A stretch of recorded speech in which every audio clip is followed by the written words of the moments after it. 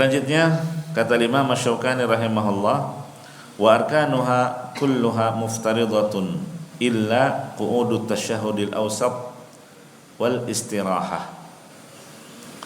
Rukun-rukun salat seluruhnya diwajibkan, artinya harus dikerjakan. Kalau ditinggalkan akibatnya nggak sah.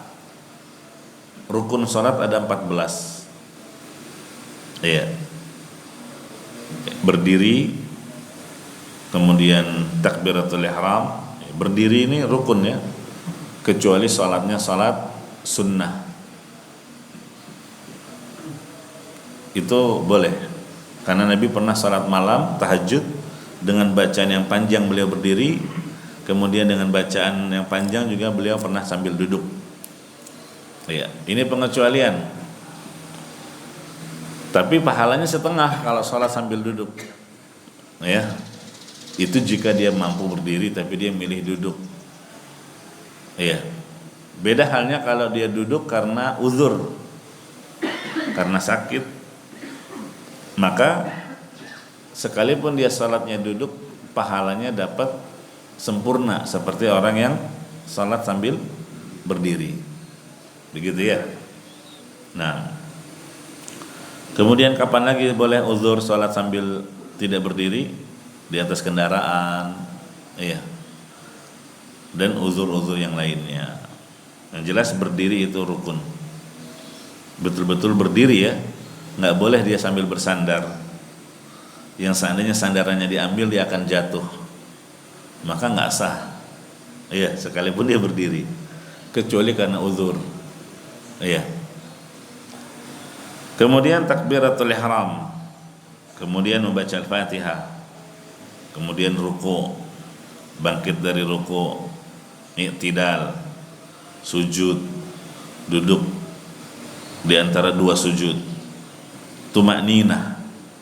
Tumakninah itu diam sejenak, ya, yang kadar ukurannya membaca satu kali bacaan. Misalnya lagi ruku, diam sejenak posisi ruku, ukurannya dikatakan tumakninah minimal satu kali dia mengucapkan Subhana rabbiyal azim dalam posisi ruku. Begitu juga ketika sujud tumakninah, standar dikatakan dia tumakninah cukup satu kali mengucapkan Subhana rabbiyal a'la. Kemudian tasyahud akhir, tahiyat akhir orang kita bilang. Kemudian duduk untuk tasyahud akhir, ini duduknya. Kemudian membaca salawat di tasyahud akhir.